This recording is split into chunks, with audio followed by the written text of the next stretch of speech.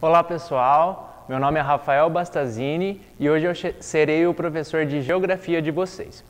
Nossa aula hoje será sobre a China no século XXI.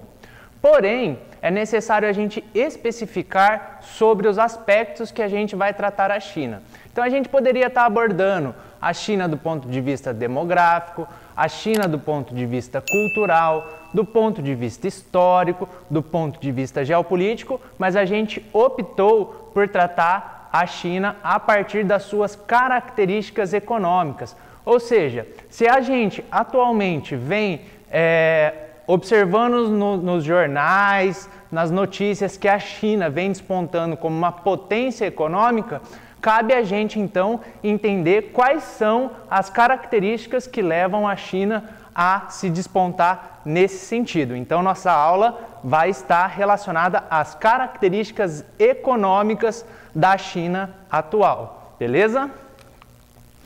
Bom, importantíssimo. Pegue seu caderno, suas canetas e já anote a organização da nossa aula. Num primeiro momento, nós vamos tratar da superação da dependência tecnológica. Observem ao lado aí na pergunta que tem associado a esse tema. Quais são as características das políticas de superação da dependência tecnológica? Então é bastante interessante que você, ao final da aula, consiga responder essas questões que estão colocadas aqui ao lado. Num segundo momento, nós iremos trabalhar a questão do investimento externo chinês, como que ele acontece atualmente. E por fim, a gente vai tratar da questão da soberania alimentar. Então nossa aula está dividida a partir de 3 aspectos, 3 características que vão representar a economia ou parte da economia chinesa no atual momento. Então anote essas questões para ao final da aula vocês respondê-la. Conseguiu responder essas questões, a gente atingiu nossos objetivos nessa aula, tudo bem? Seguimos então. O primeiro ponto, a superação da dependência tecnológica. Quais são as características das políticas desenvolvidas para que essa dependência de tecnologia vinda de outros países pudesse ocorrer? Então a gente vai ter uma proatividade do Estado em várias frentes. O que isso significa? Essas políticas que eu vou explicar agora são desenvolvidas pelo governo, são políticas estatais, são induzidas a partir das articulações do Partido Comunista Chinês, que é o partido que governa a China. Então a gente vai ter incentivo a grandes empresas, seja por meio do subsídio, por meio do investimento direto do Estado nessas empresas. Nós vamos ter reformas pró-mercado, ou seja, determinados territórios da China, eles têm uma legislação especial para atrair, e aí já tem outra característica, atrair capital externo, atrair investimento de outros países para esse território. Nós vamos ter também uma política de qualificação da mão de obra. E veja bem, aqui é um aspecto bastante importante, destaca isso, qualificação da mão de obra. O que isso quer dizer? Basicamente, investimento em educação, em ciência e tecnologia. Pessoal, preste atenção, investimento em educação, ciência, tecnologia, pesquisa, desenvolvimento é a base para a superação da condição de subdesenvolvimento de qualquer país. Nenhum país sai de um estágio de subdesenvolvimento para um estágio de desenvolvimento, ou é considerado um país desenvolvido, se a sua educação, a sua ciência não for valorizada. Não existe na história mundial nenhum exemplo de país que não investiu nesse setor e que se tornou desenvolvido. Então a educação vem sendo um foco do investimento do Estado chinês para a superação dessa dependência tecnológica. Vamos observar isso de maneira concreta. Lá no final da década de 1970, tiveram uma série de reformas que tiveram a ciência, a tecnologia e a educação como prioridade. Então, como a China ela é governada pelo Partido Comunista Chinês e não há nenhuma outra disputa política, isso tem os seus aspectos negativos e os seus aspectos positivos. Do ponto de vista da estabilidade dos investimentos, da estabilidade de determinadas políticas permanecerem ao longo do tempo, é muito positivo. Do ponto de vista democrático, de novas posições surgindo, é negativo. Então, lá no final da década de 1970, a China vai colocar a ciência e tecnologia como prioridade. Só em números absolutos, já trazendo para a atualidade, em 2005 a China investia 86 bilhões em ciência, tecnologia e inovação. Em 2014, esse montante salta para 369 bilhões de dólares, o que representa 20% de todo o investimento em ciência, tecnologia e inovação no mundo. É muita coisa, advindo de um único país. Então, colocou ciência e tecnologia como prioridade. Agora, como que vai funcionar, então, esses investimentos? Muito importante, existem vários planos desenvolvidos pelo Estado. A gente vai ter os planos quinquenais, que variam num período de 5 anos. A gente vai ter programas de médio e longo prazo, que variam de 15 anos, e outros planos, inclusive com abrangência de 30 anos. Então, eles colocam metas e vão perseguindo essas metas ao longo dos anos e das décadas, tá? Vamos observar algumas características dos planos quinquenais. Então, eles buscaram desenvolver a manufatura avançada. Professor, o que é manufatura avançada? Você pode colocar aí num asterisco para você pesquisar no livro didático, se você tiver acesso à internet, pesquisar no YouTube. Mas manufatura avançada basicamente está relacionada àqueles sistemas cyberfísicos, a automação da produção. Então, quando vocês observam aquelas plantas industriais com os robôs, né, com aqueles braços eletrônicos substituindo os trabalhadores ou a mão de obra humana, está relacionado a essa manufatura avançada. A China também colocou nesses planos quinquenais a inovação como uma estratégia para você atingir o desenvolvimento econômico, mas também social. Ou seja, a gente está falando de aspectos econômicos, nós estamos falando de uma dinâmica da produção da economia. Só que, se essa economia ela não for redistribuída de maneira mais justa, nós não atingimos, então, um desenvolvimento social. Aqui o foco é desenvolvimento econômico, mas ela também utiliza do desenvolvimento econômico para atingir determinado nível de desenvolvimento social. Além disso, esses planos quinquenais vão focar, então, em indústrias associadas à biotecnologia, tecnologia da informação, aeroespacial, nuclear e ciências da vida. Percebam, são áreas ou setores industriais em que a tecnologia exigida é uma tecnologia de ponta, precisa ter pesquisa, precisa ter cientista trabalhando nisso para fazer com que esses produtos produzidos nessas indústrias consigam competir com outros países produzidos em outras indústrias, como por exemplo a Alemanha, Estados Unidos, França, que são países que têm um desenvolvimento industrial e tecnológico muito grande, isso historicamente, tá? Características dos programas de médio e longo prazo. Então, a China tem uma meta de investir 2,5% do PIB em pesquisa e desenvolvimento, 2,5% do PIB. Da segunda maior economia do mundo, nós estamos falando de bilhões e bilhões de dólares investidos em pesquisa e desenvolvimento. A China tem o objetivo de limitar, presta atenção agora, limitar em até 30% a dependência de tecnologias importadas. Ou seja, vamos pensar num computador produzido na China. Somente 30% dos seus componentes pode ser de tecnologia importada. O restante eles fazem questão de desenvolver ali no país. Essa característica já aconteceu no Brasil. Vamos retomar lá o período de industrialização brasileiro, quando teve aquilo que ficou conhecido como a substituição das importações. Então isso já foi também uma característica do Estado brasileiro, no qual os governos, por meio de uma economia muito mais regulamentada, planificada, ele buscava o desenvolvimento ou a industrialização do nosso país, tá?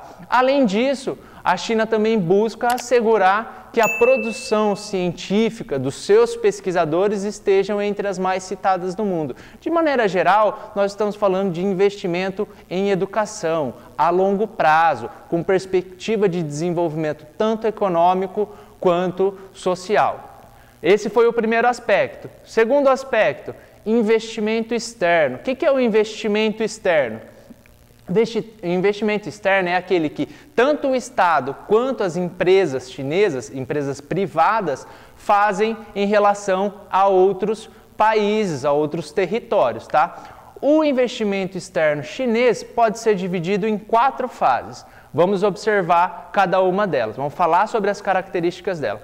A primeira fase, a China buscou, nesse primeiro momento, estabelecer canais de venda, ou seja, criar infraestruturas, fazer acordo com outros países para que os seus produtos fossem comercializados em outros territórios além do seu mercado interno, buscando vender mais mercadorias. A segunda fase está relacionada à presença das estatais chinesas ou à aquisição por meio das estatais chinesas, das empresas governamentais chinesas, em relação a outras empresas que produziam, sobretudo, commodities. O que são commodities? São aqueles produtos que são que o seu preço ele é definido a partir do mercado internacional. Então nós vamos ter a soja, nós vamos ter o petróleo, é uma commodity, e dentre outras. Então as empresas estatais chinesas começaram a comprar outras ou adquirir outras empresas ou parte de outras empresas de commodities, sobretudo visando a sua sustentabilidade energética e alimentar, que nós vamos tratar logo à frente. A terceira fase diz respeito às companhias privadas. Então perceba, a todo momento eu estou falando empresas estatais, empresas do governo pertencente ao Partido Comunista e empresas privadas. Então na China há esse misto do público e do privado. A terceira fase, então, as companhias privadas chinesas começaram a adquirir outras empresas de outros países, tá? E a quarta fase está associada ao objetivo das empresas chinesas ganharem posições nas cadeias globais de valor. Professor, o que é isso? Cadeias globais de valor. Vamos pensar na produção de um avião. Um avião, ele é produzido em determinado território. Vamos pensar nos Estados Unidos. Estados Unidos, ele produz ali, tem a planta produtiva de um avião. Só que os componentes do avião, eles vêm de vários países. A sua produção ela é internacionalizada. Uma coisa é você produzir a fuselagem do avião, que não tem muita tecnologia empregada, que o valor de uma fuselagem ele é muito menor, por exemplo, em relação ao sistema de informação daquele avião ou às suas turbinas. Então a China, ela começa inicialmente produzindo componentes de baixo valor agregado, baixa tecnologia, e a todo momento ela vem querendo ganhar posições nessa cadeia global de valor. Ou seja, se antigamente ela produzia a fuselagem ou os parafusos, atualmente a China ela quer produzir os microchips que vêm nos aviões, quer produzir as turbinas, ou seja, quer fazer com que a sua tecnologia se expanda cada vez mais nessas redes internacionalizadas de produção. Essas são as 4 fases do investimento externo chinês. Aqui nós temos exemplo daquilo que ficou conhecido como a nova Rota da Seda, que de maneira geral é uma estratégia global de poder chinês, tá? Essa nova Rota da Seda, vamos observar aqui no mapa.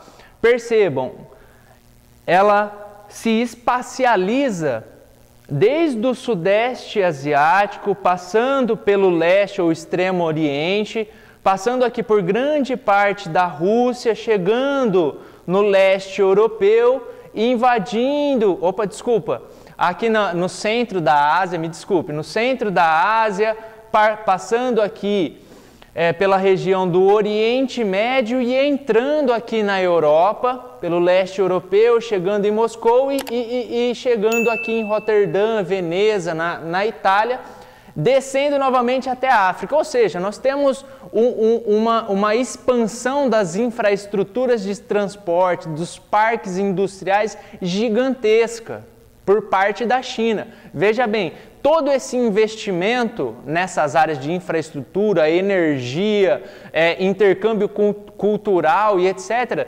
advém de um único país. Imagina a quantidade de capital, de dinheiro investido nessa nova Rota da Seda. Qual que é o objetivo principal? É garantir os fluxos, que haja infraestruturas necessárias para os fluxos comerciais, ou seja, para que as mercadorias produzidas na China consigam atingir novos mercados, consigam fluir com maior facilidade pelo território, tá? Esse é o objetivo principal. Porém, nada impede, e isso a gente vem observando nos telejornais, a rivalidade entre a China e os Estados Unidos, nada impede que num futuro, caso haja algum conflito militar entre essas duas potências, a China não venha utilizar toda essa infraestrutura logística para fins militares.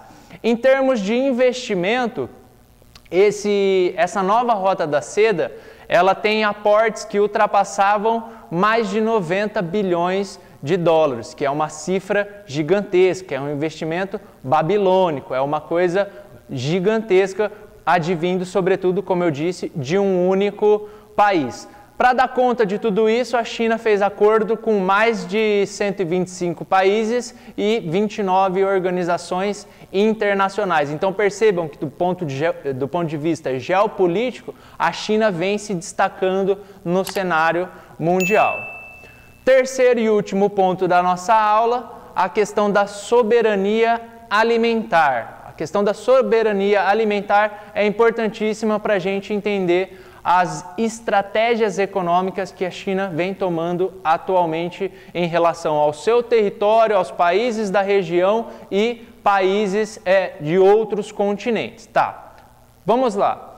Primeiramente, vamos observar esse mapa. Esse mapa diz respeito ao uso da terra na China no ano de 2010. Uso da terra, então está falando aqui, ó, essa região do Himalaia é composta por cadeias de montanhas. Aqui no norte, no noroeste e norte da China, a gente vai ter presença de deserto.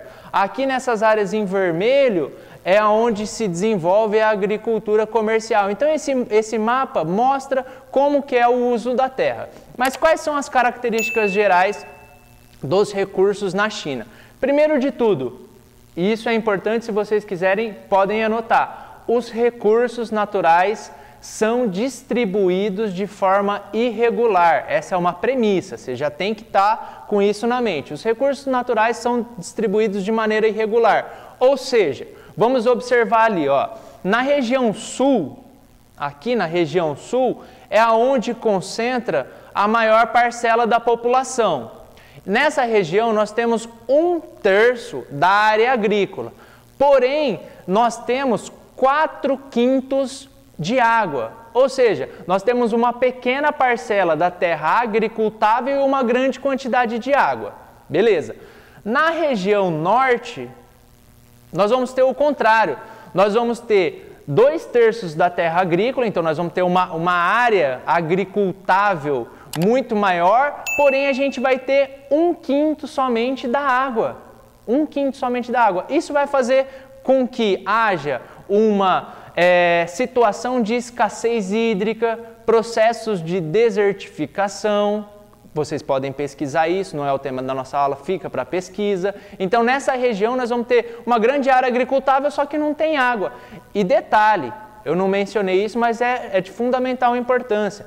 A população chinesa é de 1,4 bilhão de pessoas, é a maior população mundial. Então a questão da soberania alimentar, quando eu falo soberania alimentar, eu estou falando das garantias para que essa população seja alimentada, é de fundamental importância e vai implicar nas estratégias econômicas. Então, diante desse panorama, uma população gigantesca, os recursos mal distribuídos, pouca água onde tem agricultura, muita água onde o solo não é fértil, onde a agricultura ela tem uma dificuldade maior para se modernizar, o que a China vai fazer? A China vai adquirir terras em outros continentes. Aqui no caso está o continente africano, tá? Então a China ela vai por meio do soft power, de uma expressão que vem das relações exteriores, que é a capacidade política que determinado governo tem em influenciar outro governo a atender os seus interesses. Então não tem nenhuma bala, a China não dá um tiro para atingir os seus objetivos, é soft power. Tá? Por meio do soft power e do multilateralismo, por meio de acordos, a China vem então adquirindo terras em outros continentes. Eu trouxe o caso do continente africano, mas isso acontece em toda a América Latina e inclusive no Brasil. Lembra aquela parte da segunda fase da expansão comercial chinesa, que as empresas iam adquirindo outras empresas produtoras de commodities? No caso brasileiro, a China tem uma presença gigantesca no setor energético. Então isso ocorre também no Brasil, na América Latina e em outros continentes, mas aqui nós vamos tratar especificamente do continente africano. Bom, por que a China vem fazendo isso com maior ênfase, com maior importância no continente africano? Porque, de maneira geral, há uma carência tecnológica nesse continente, sobretudo que está relacionada à utilização de técnicas não modernas na agricultura. Quando eu falo técnicas não modernas na agricultura, eu estou eu estou fazendo referência àquela agricultura de subsistência, aquela agricultura que a produtividade não é alta, que não tem utilização de insumos químicos, que não vai ter um maquinário pesado de alta tecnologia que vai influenciar no aumento da produtividade. Então, de maneira geral, obviamente que tem áreas no continente africano que tem uma agricultura mecanizada e moderna, mas de maneira geral o continente não produz dessa maneira do ponto de vista da agricultura e da pecuária. Então não tem técnicas modernas, há uma carência tecnológica e o terceiro aspecto, que é fundamental para a gente entender isso, grande parte das terras do continente africano, elas são terras estatais, ou seja, são terras públicas. Então a China faz um acordo com os governos desses países e adquire essas terras. Caso essas terras fossem fossem de entes privados, de pessoas, de grupos de pessoas ou de empresas, esse processo seria um pouco mais dificultoso, porque aí a China teria que lidar individualmente para a aquisição de terras. Como elas são públicas, faz os acordos com os governos africanos, dos países africanos, e adquire essas terras. Esse processo começou a ocorrer com maior intensidade a partir dos anos 2000. Teve um fórum com mais de 50 países que a China então se propôs, ou fez os acordos se propondo a transferir as tecnologias agrícolas, desenvolver infraestruturas de transporte, de armazenagem dessa produção agropecuária e também desenvolver um complexo agroindustrial. O que é agroindustrial, professor? A gente tem uma grande importância das indústrias agroindustriais no nosso estado, por exemplo. Indústria frigorífica, indústria da transformação, da processagem do óleo de soja, da soja em grão em óleo, são esses tipos de indústrias que estão relacionadas intimamente com a atividade agropecuária, tá bom? Então, a China se propôs a transferir tecnologia, desenvolver infraestruturas e desenvolver esse complexo agroindustrial e costurou esses acordos para a aquisição das terras. Obviamente que existe o outro lado, vocês podem estar pensando, nossa, então a China está levando um desenvolvimento tecnológico, social para o continente africano.